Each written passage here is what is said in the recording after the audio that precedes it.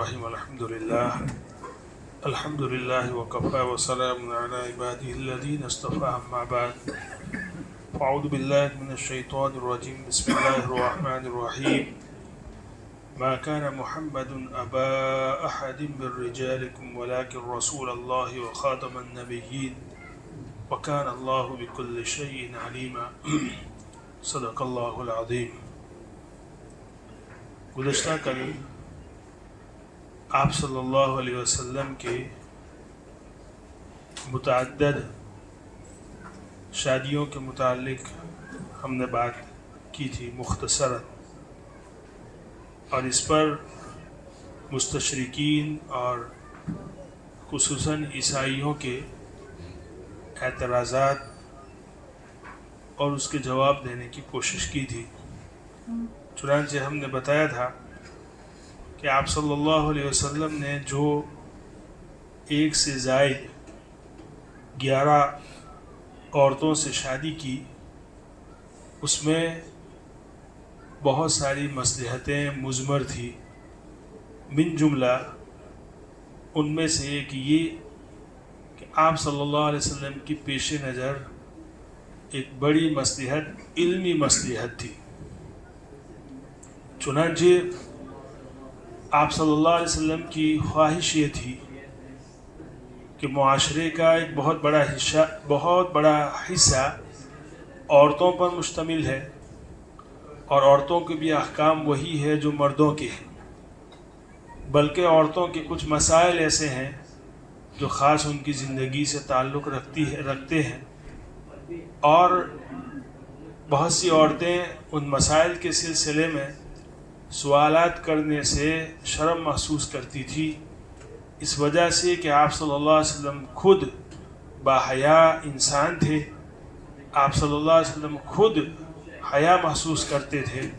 چنانچہ آتا ہے بہت سی ایسی عورتیں جب اس سلسلے میں سوالات کرتی تھی، آپ صلی اللہ علیہ وسلم اس کو اشارتاً کنایتاً جواب دیتے تھے تو وہ سمجھ نہیں پاتی تھی. چنانچہ ازواج مطہرات میں سے کوئی نہ کوئی وہاں موجود ہوتا تو وہ ان کو پھر یہ مسئلہ سمجھاتی تھی. ایک مرتبہ کا مسئلہ حضرت عائشہ صدیقہ رضی اللہ تعالیٰ عنہ فرماتی ہے کہ ایک انصاری صحابیہ آئی آپ صلی اللہ علیہ وسلم کی خدمت میں، اور انہوں نے سوال کیا حیض کے بعد غسل کرنے کے سلسلے میں.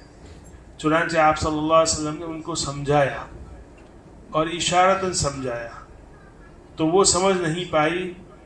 آپ صلی اللہ علیہ وسلم نے آخر میں ان کو یہ جملہ کہا کہ خوشبودار روئی سے جگہ کو صاف کر لینا. یہ جملہ حدیث کا ترجمہ ہے، خوشبودار روئی سے، کاٹن سے جگہ کو صاف کر لینا. وہ صحابیہ سمجھ نہیں پائی. انہوں نے اس کو مزید ڈیٹیل میں جواب دینے کے لیے دوبارہ سوال کیا. حضرت عائشہ صدیقہ رضی اللہ تعالیٰ عنہ نے اس صحابیہ کو اپنی طرف کھینچا، اور حضرت عائشہ فرماتی ہے کہ میں نے ان کو وہ مسئلہ تفصیلاً سمجھایا، غسل کرنے کا طریقہ اور سب کچھ، کہ آپ صلی اللہ علیہ وسلم کے کہنے کا منشا کیا ہے. دیکھیے یہ انسیڈنٹ، اس سے بھی آپ سمجھیے کہ اگر آپ صلی اللہ علیہ وسلم کے اس طرح کے مسائل کو بہت ڈیٹیل میں سمجھانے سے شرم محسوس کرتے تھے، اگر وہ ازواج مطہرات نہ ہوتی تو واقعتاً امت کا بہت بڑا طبقہ اور بہت سارے مسائل وہ امت کے سامنے آتے ہی نہیں. چنانچہ حضرت عائشہ فرماتی ہے کہ انصاری صحابیہ پر اللہ رب العزت رحم فرمائے کہ ان کو علم دین حاصل کرنے سے شرم اور حیا نے کبھی نہیں روکا. یعنی سب سے زیادہ انصاری صحابیہ اس سلسلے کی سوالات کرتی تھی. تو یہ مقصد تھا آپ صلی اللہ علیہ وسلم کا، علمی مصلحت، علمی فائدہ جو ہے امت کا، یہ آپ صلی اللہ علیہ وسلم کے سامنے تھا. چنانچہ میں نے کل بھی ایک بات بتائی تھی کہ حدیث کا اطلاق جس طریقے سے آپ صلی اللہ علیہ وسلم کے قول پر ہوتا ہے، یعنی بہت سارے احکام، بہت ساری احادیث ایسی ہیں جس میں آپ صلی اللہ علیہ وسلم نے صراحتاً امت کو یہ کہا کہ آپ یہ کام کریں، یہ کام نہ کریں. زبان سے کہا. تو حدیث کا اطلاق جس طریقے سے زبان قول پر ہوتا ہے، اسی طرح فعل پر بھی ہوتا ہے. فعل کا مطلب یہ ہے کہ آپ صلی اللہ علیہ وسلم نے زبان سے تو کچھ نہیں کہا، لیکن پریکٹیکلی کوئی عمل جو ہے صحابہ نے دیکھا اور صحابہ نے اس کو نقل کیا. چنانچہ نماز کے سلسلے میں کہ نماز کس طرح پڑھی جائے، آپ صلی اللہ علیہ وسلم کی صراحتاً روایت ہے. آپ صلی اللہ علیہ وسلم نے فرمایا صلو کما رأیتمونی اصلی، کہ تم اس طرح نماز پڑھو جیسے میں نماز پڑھتا ہوں، جیسے تم مجھے نماز پڑھتے ہوئے دیکھو. چنانچہ صحابہ کرام نے آپ صلی اللہ علیہ وسلم کیسے نماز پڑھتے تھے وہ بیان فرمایا. تو یہ جو ہے آپ صلی اللہ علیہ وسلم کے فعل سے حدیث جو ہے ثابت ہوئی. اسی طرح تقریرات کا مطلب یہ ہے کہ کوئی ایسا عمل آپ صلی اللہ علیہ وسلم کے سامنے پیش آیا، صحابہ کرام نے کوئی عمل کیا اور آپ صلی اللہ علیہ وسلم نے خاموشی اختیار کی، یعنی نہ تو اس سے روکا، کچھ بھی نہیں، بس سکوت اختیار کیا. تو یہ بھی حدیث کے درجے میں ہے. چنانچہ اس کی بہت ساری مثالیں ہیں حدیث کے ذخیرے میں. چنانچہ تجارت کے سلسلے میں بہت سارے مسائل ایسے ہیں کہ جو آپ صلی اللہ علیہ وسلم کی تقریرات سے ثابت ہے.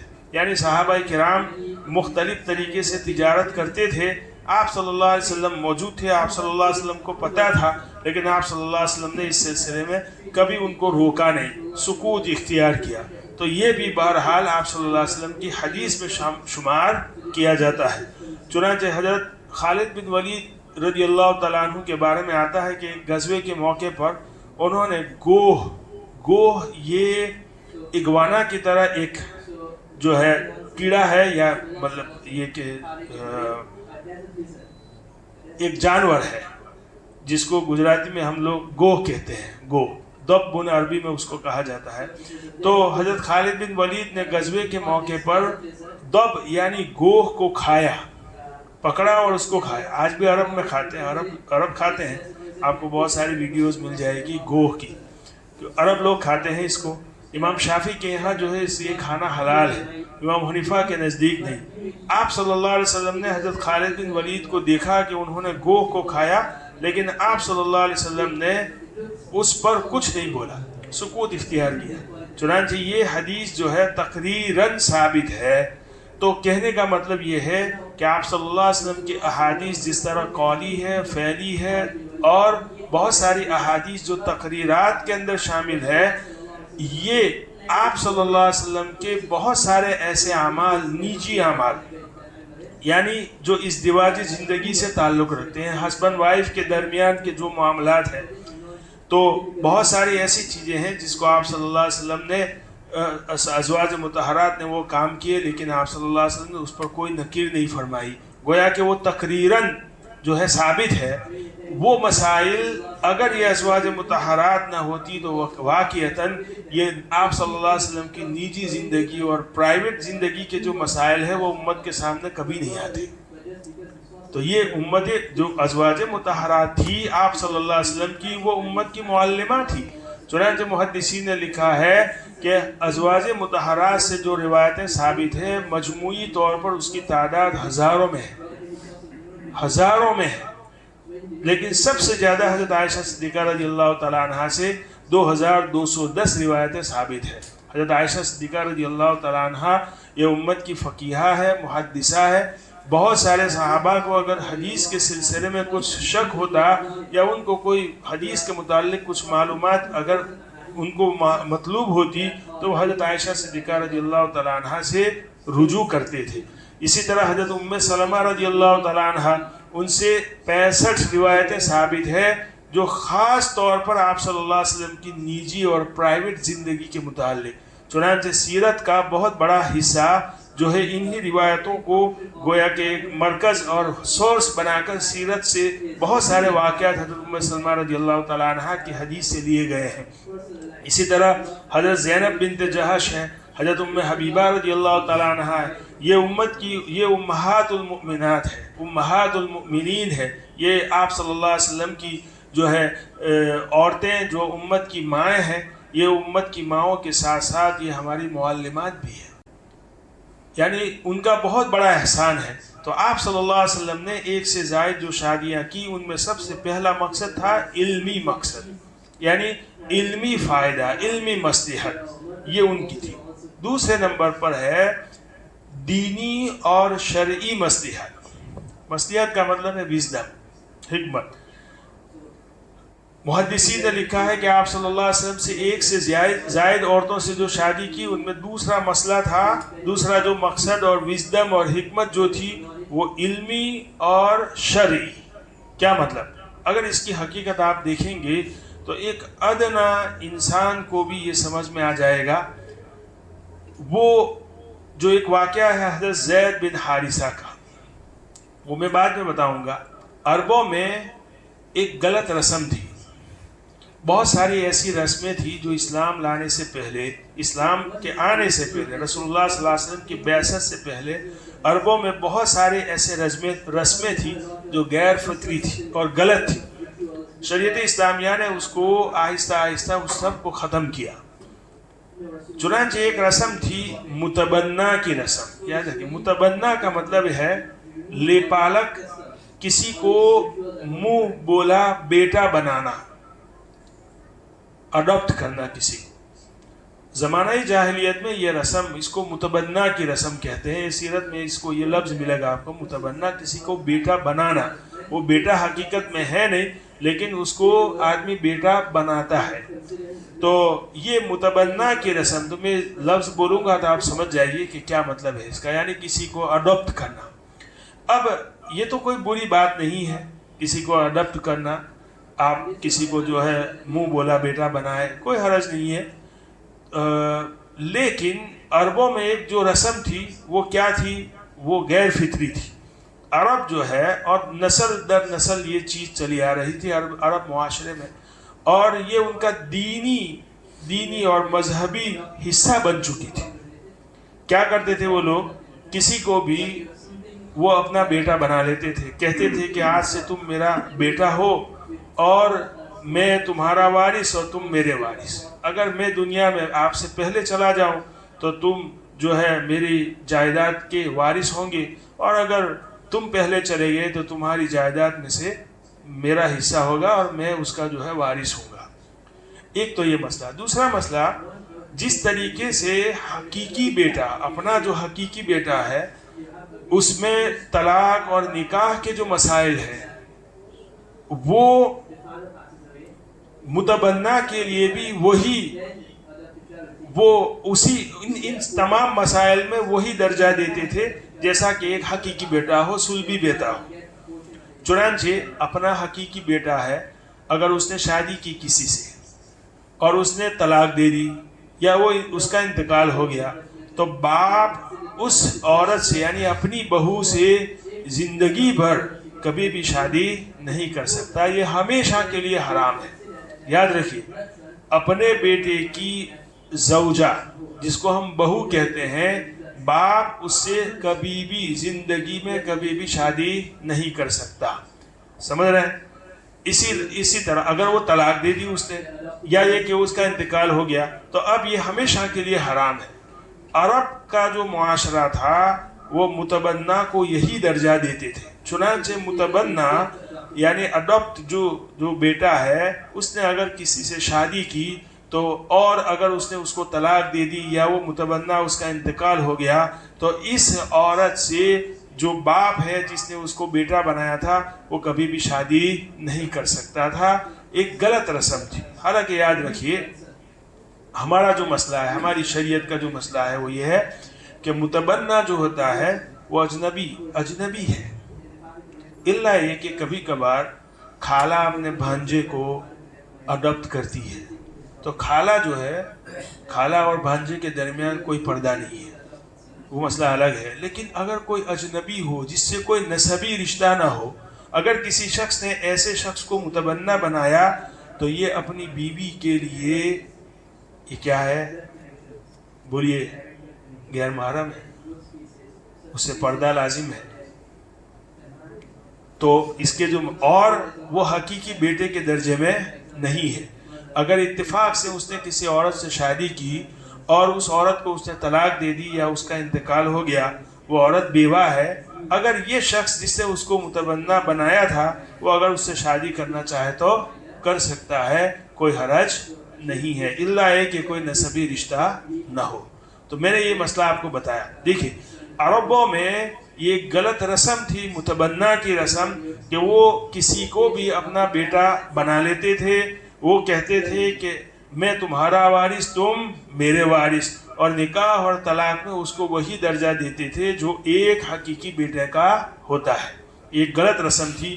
اللہ رب العزت کو اسلام نے کبھی بھی غیر حقیقی چیزوں کا کوئی اعتبار نہیں کیا۔ اسلام ریالٹی اور حقیقت پر یقین رکھتا ہے، چنانچہ ایسی جتنی بھی رسمیں تھی اسلام نے اس کو بالکل جڑ سے ختم کر دیا۔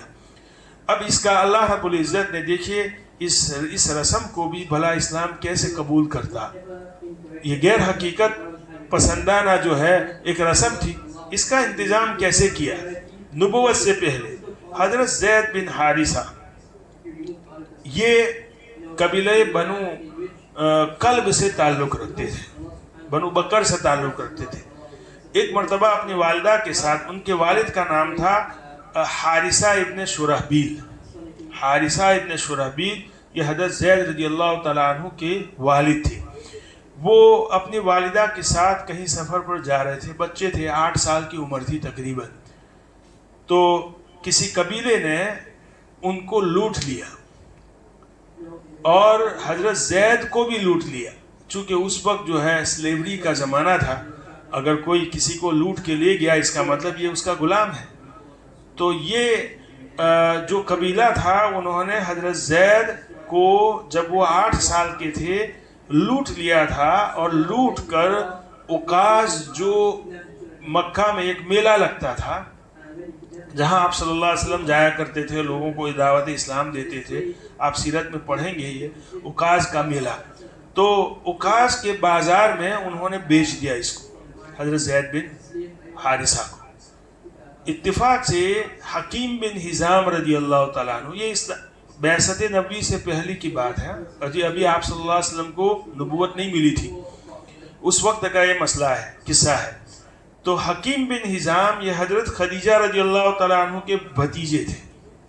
یاد رکھیں یہ سب جو میں باتیں بتا رہا ہوں اگرچہ مشکل ہے لیکن دھیان سے سنیں تو آپ کو سمجھ میں آئے گا۔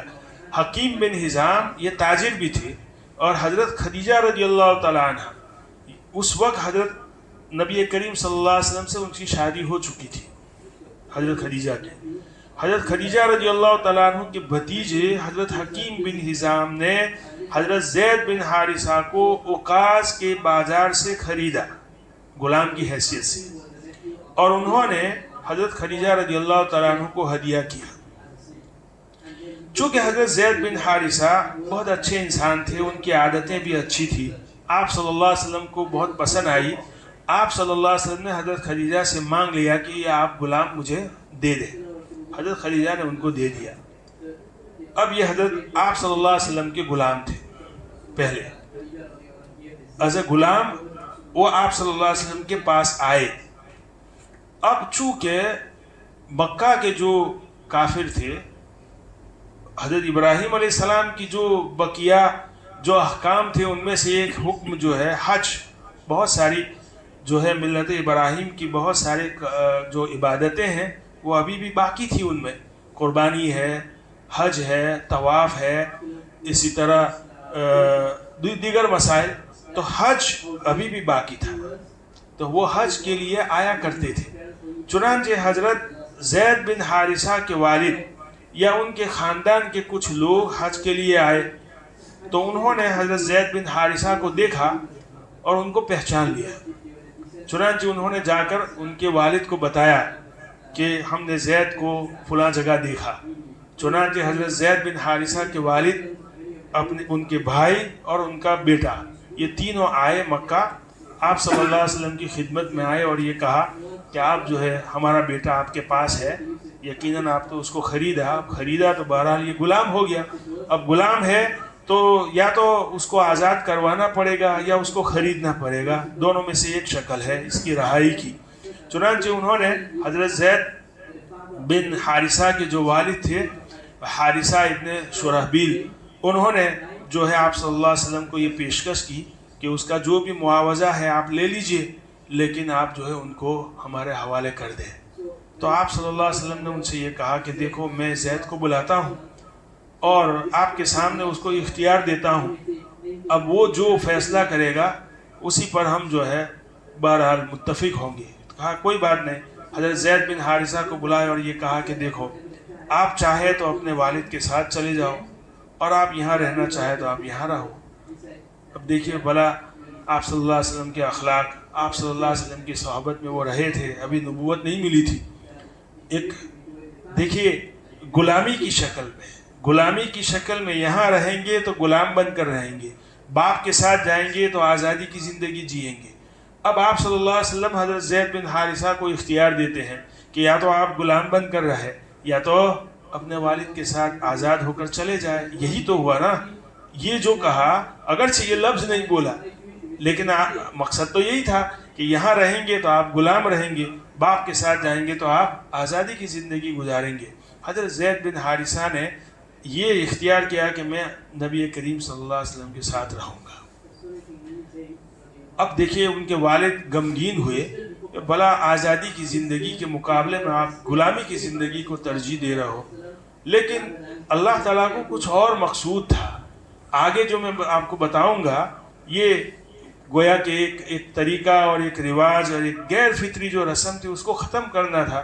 یہ اللہ رب العزت اس کا انتظام کر رہے ہیں۔ دیکھیے تو حضرت زید بن حارثہ نے یہ پسند کیا کہ میں نبی کریم صلی اللہ علیہ وسلم کی خدمت میں رہوں گا۔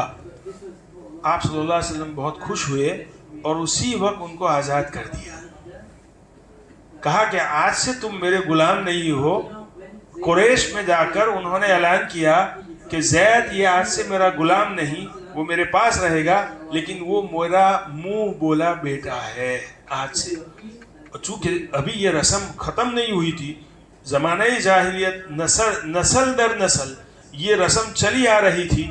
اللہ رب العزت نے آپ صلی اللہ علیہ وسلم سے بہرحال یہ فیصلے تھے اللہ کے، آپ صلی اللہ علیہ وسلم نے بھی زمانہ جاہلیت میں جو رسم تھی اس رسم کے مطابق قریش کے سامنے یہ اعلان کیا کہ زید آج سے میرا بیٹا ہے، میں اس کا وارث اور وہ میرا وارث۔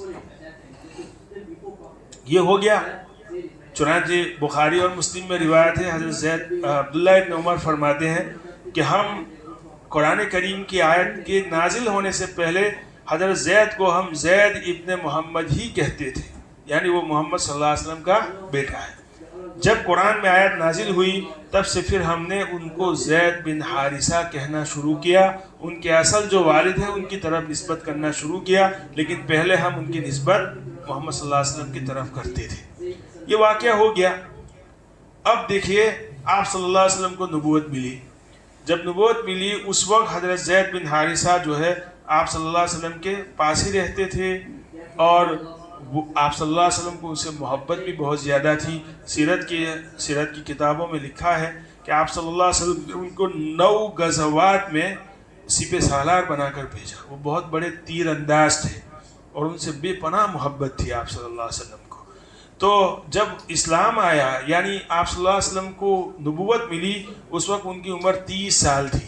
تو یہ مکہ کے جو بہرحال شروع کے جو مسلمان ہیں ان میں سے حضرت زید بن حارثہ بھی ہے جو حضرت ابوبکر صدیق کے ساتھ وہ حضرت خدیجہ کے ساتھ وہ ایمان لائے تھے۔ یہ ہے زید بن حارثہ۔ اسلام کے بعد دیکھیے پھر کیا ہوا، نبی کریم صلی اللہ علیہ وسلم نے ان کی شادی اپنی پھوپھی زاد بہن حضرت زینب بنت جہش رضی اللہ تعالی عنہا جو آپ صلی اللہ علیہ وسلم کی بعد میں بیوی بنی اور ہماری ماں بنی، ان سے کروایا۔ جب آپ صلی اللہ علیہ وسلم نے یہ پیشکش کی حضرت زینب بنت جہش سے تو اس وقت ان کو جو ہے یہ ناگوار گزرا۔ کیوں؟ آخر کار عربوں میں ایک بہرحال ان کے مزاج میں ایک تھا نا کہ خاندانیت وہ ہمیشہ جو ہے اپنے سامنے رکھتے تھے، اور اصل جو ہے وہ حضرت زینب بنت جہش رضی اللہ تعالیٰ عنہ کے دل میں یہ تھا کہ بہرحال میرا تعلق تو بنو ہاشم سے ہے، قریش سے ہے، اور ہمارا جو خاندان ہے وہ بڑا اعلیٰ خاندان شمار کیا جاتا ہے، اور زید کون ہے؟ بہرحال زید تو غلام تھے، اور غلام تھے ایک مرتبہ اگرچہ آزاد ہو گئے، لیکن جو غلامی کا جو ان کے اوپر جو بہرحال ایک لیبل لگا ہوا تھا، وہ تو آزاد عورت کے مقابلے میں ان کا جو ہے نسبی اعتبار سے بہرحال مرتبہ تو کم ہی ہے۔ تو حضرت زینب اور ان کے بھائی جو ہے اس سے راضی نہیں تھے، لیکن اللہ رب العزت نے سورہ احزاب میں آیتیں نازل فرمائی، وَمَا كَانَ لِمُؤْمِنٍ وَلَا مُؤْمِنَةٍ إِذَا قَضَى اللَّهُ وَرَسُولُهُ أَمْرًا أَن يَكُونَ لَهُمُ الْخِيَرَةُ مِنْ أَمْرِهِمْ۔ جب اللہ اور اس کا رسول کسی معاملے میں اگر فیصلہ کر لے تو کوئی مومن مرد اور مومن عورت کے لیے پھر جو ہے کوئی آپشن باقی نہیں رہتا۔ چنانچہ جب آیت کریمہ دیکھیے، آپ دیکھیے ذرا اللہ رب العزت کیسا نظم کر رہے ہیں کہ ایک طرف نکاح جب ہو رہا تھا حضرت زید بن حارثہ کے ساتھ، اس وقت بھی آیت نازل فرمائی، اور یہ جب آیت نازل ہوئی تو وہ دونوں راضی ہو گئے، حضرت زینب بنت جہش اور ان کے بھائی، اور فوری طور پر بہرحال حضرت زید بن حارثہ کے ساتھ نکاح ان کا ہو گیا۔ کافی وقت تک وہ ساتھ میں رہے، لیکن حضرت زینب بنت جہش کے دماغ سے یہ چیز نکلی ہی نہیں، کبھی نہیں نکلی کہ خاندانی اعتبار سے بہرحال میں فوقیت رکھتی ہوں، اور زید بن حارثہ آخر کار جو ہے مجھ سے مرتبے میں کم ہے، اور اس کا اطلاق بھی کرتی تھی، کبھی کبھار جو ہے اس کو ظاہر بھی کرتی تھی۔ چنانچہ اس دیوازی زندگی ان کی جو ہے بہرحال کوئی اچھی نہیں تھی، اور آخر کار جو ہے ان دونوں کے درمیان طلاق ہو گئی۔ اب طلاق ہو گئی، دیکھیے طلاق ہو جانے کے بعد اب یہ مسئلہ ہے، یہ خدائی فیصلے ہیں۔ اللہ رب العزت نے آپ صلی اللہ علیہ وسلم کو، آپ صلی اللہ علیہ وسلم کا نکاح، حضرت زینب بنت جہش کا نکاح آسمانوں پہ کیا، اور حضرت زینب ہمیشہ یہ اس بات کو بیان کرتی تھی، کبھی کبھار ازواج مطہرات پر جو ہے فخر محسوس کرتی تھی، وہ کہتی تھی کہ تم لوگوں کا نکاح تمہارے گھر والوں نے کیا، لیکن میرا نکاح نبی پاک صلی اللہ علیہ وسلم کے ساتھ کس نے کیا؟ عرش الہی پر خدا نے کیا۔ تو جب یہ بہرحال جب طلاق ہو گئی تو طلاق ہو جانے کے بعد خدائی یہ فیصلہ تھا کہ آپ صلی اللہ علیہ وسلم ان سے نکاح کریں اور اس کا اظہار بھی کریں، لیکن آپ صلی اللہ علیہ وسلم کو یہ ڈر تھا کہ یہ منافقین اور جو مجرم جو لوگ ہیں، جو ان کے دشمن بنے ہوئے ہیں، وہ اس کو ایک ایشو بنائیں گے اور یہ کہیں گے کہ دیکھو محمد نے اپنے بیٹے کی مطلقہ جو تھی ان سے نکاح کیا۔ چنانچہ فلما قضى زید منها وطرا زوجناكها لكي لا يكون عليك حرج، پھر فرمایا ما كان محمد ابا احد من رجالكم ولكن رسول اللہ۔ یہ آیت کریمہ جو ہے یہ سورہ احزاب کی، یہ اسی مسئلے کے سلسلے میں ہے۔ چنانچہ اللہ رب العزت نے حکم دیا کہ یہ کہ تم لوگوں سے ڈرتے ہو، حالانکہ زیادہ حق یہ ہے کہ آپ اللہ سے ڈریں۔ آپ کیوں ڈرتے ہو اس بات کا اظہار کرنے سے کہ آج سے جو ہے زینب یہ میری بیوی ہے؟ چنانچہ بہرحال اللہ رب العزت نے یہ وقت تھا کہ اب جو ہے ان کا نکاح کر دیا جائے اور اس رسم کو ہمیشہ کے لیے ختم کر دیا جائے۔ چنانچہ یہ دونوں آیتیں نازل ہوئی کہ ایک تو یہ کہ محمد جو ہے تم میں سے صلی اللہ علیہ وسلم کسی مرد کے باپ نہیں ہے، بلکہ یہ خاتم النبیین ہے، اللہ کے رسول ہے۔ چنانچہ زیادہ بہتر یہ ہوگا کہ زید کی نسبت تم محمد کی بجائے اس کے باپ کی طرف کرو۔ چنانچہ اس وقت سے صحابہ کرام ان کو زید بن حارثہ کہنے لگے۔ چنانچہ ایک رسم جو ہے لوگوں کے درمیان تھی کہ بھئی حقیقی بیٹا جو ہے وہ اس کا حکم الگ ہے، اور لیپالک جو بیٹا ہے اس کا حکم الگ ہے۔ آپ جو ہے اگر وہ نسبی رشتہ دار نہیں ہے تو ان سے پردہ کرنا یہ بھی ضروری ہے، اور نکاح اور طلاق کے سلسلے میں وہ اور حقیقی بیٹا جو ہے دونوں کے احکام الگ الگ ہیں۔ چنانچہ اللہ رب العزت نے حضرت زینب بنت جہش کے ساتھ ان کا نکاح کروایا۔ تو آپ صلی اللہ علیہ وسلم کی جو 11 بیویاں ہیں ان میں سے 9 بیویاں بیوہ تھی، ایک بیوی مطلقہ تھی، وہ ہے زینب بنت جہش، جو ان کے بیٹے لے پالک بیٹے حضرت زید بن حارثہ کی بیوی تھی ان سے طلاق ہوا اور ان سے شادی کروائی. یہ اللہ کا نظام تھا. چنانچہ یہ ایک مصلحت تھی. ایک کے علاوہ جو دوسری شادی ہوئی اس میں یہ مصلحت تھی کہ معاشرے کی ایک جو غلط رسم تھی، جو ایک غیر فطری رسم تھی، اس کو بالکل یا ختم کرنا تھا اور آپ صلی اللہ علیہ وسلم کے توسط سے اس کو ختم کرنا تھا. اس لیے حضرت زینب بنت جہش سے شادی ہوئی. تو بہرحال دوسری جو مصلحت ہے، شرعی مصلحت اور معاشرتی اور دینی مصلحت، اس کی خاطر آپ صلی اللہ علیہ وسلم نے اس سے زائد شادیاں کی. یہ ایک ایسا مسئلہ ہے جو کوئی سمجھنا چاہے تو آسانی کے ساتھ وہ سمجھ سکتا ہے. لیکن میں نے جو کہا، اللہ رب العزت نے فرمایا کہ جب کوئی آدمی اندھا بننا چاہتا ہے تو صرف آنکھوں سے اندھا نہیں ہوتا، وہ دل اور بصیرت کی نگاہوں سے بھی اندھا ہو جاتا ہے. اس لیے اس کو یہ بات سمجھ میں نہیں آتی. اور ہمارا یہ یقین ہے کہ دشمنان اسلام جو کچھ شریعت، رسول اللہ صلی اللہ علیہ وسلم اور قرآن کے سلسلے میں جو کچھ کہتے ہیں وہ محض اور محض دشمنی کی بنیاد پر، تعصب اور ڈسکریمنیشن کی بنیاد پر کہتے ہیں، ورنہ حقیقت کچھ اور ہوتی ہے. اللہ ہمیں صحیح سمجھ عطا فرمائے. وآخر دعوانا الحمدللہ رب العالمین.